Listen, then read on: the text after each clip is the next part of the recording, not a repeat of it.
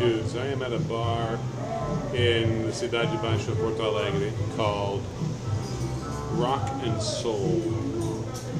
And man, I dig the atmosphere. It makes me think of the bars I knew and worked in when I was but a young pup. Cool little bar, top, made of bottle caps.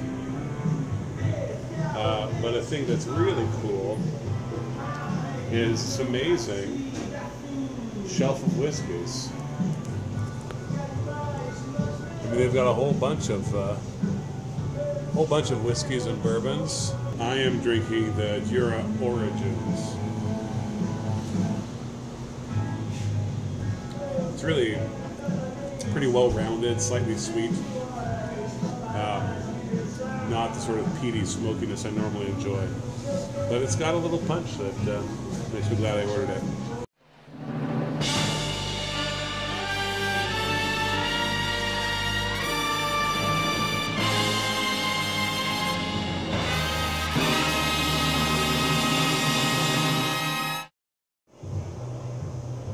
Yeah.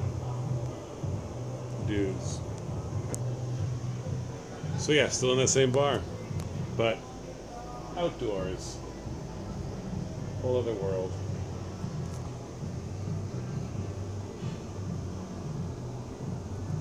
In the middle of a very crowded city. You know, and you just create little oases of peaceful space.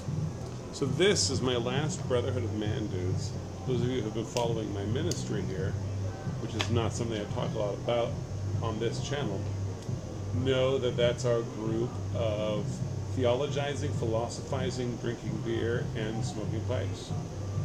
So in a few minutes the dudes will begin to arrive. Like I said, I ordered that whiskey. Then I ordered a burger. And my burger came with half a pint, such a little Belgian something something.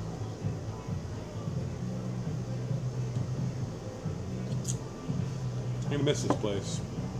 By this place I don't mean this bar. Although I will that. I'm gonna miss the city of Porto Alegre. A lot of cool things here.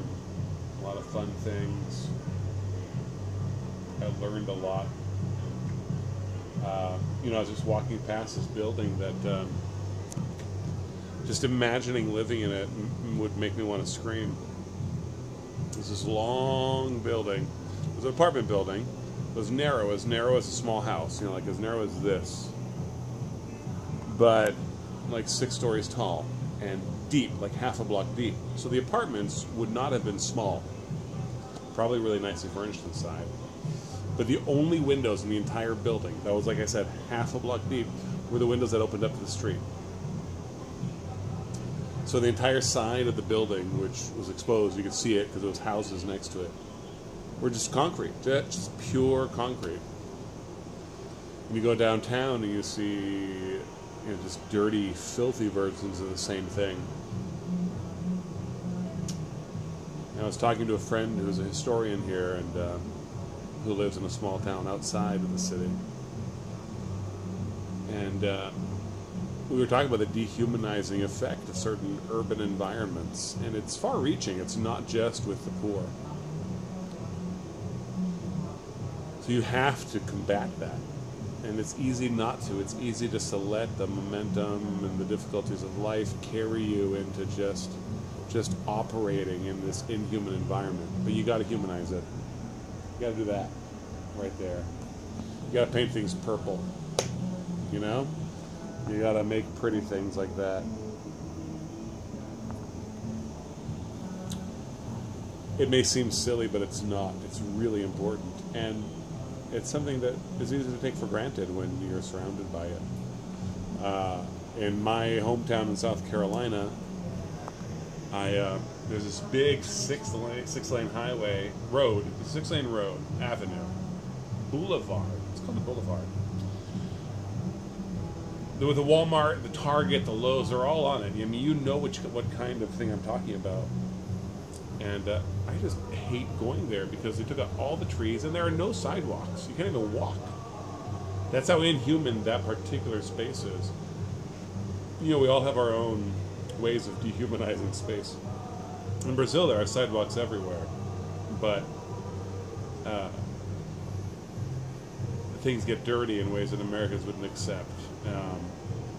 And things get run down and ugly the way Americans wouldn't accept. But Americans will accept just fine having no sidewalks, having no access for humans, so you only see the machines.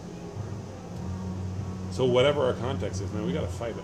We gotta pour ourselves a beer and humanize things as Christians. So humanizing things means making things in the image of God, ultimately. Yet another thing for which we need the Holy Spirit and good ale. Peace of Jesus Christ be upon you. I'm going to enjoy this time. I'll talk to you guys soon.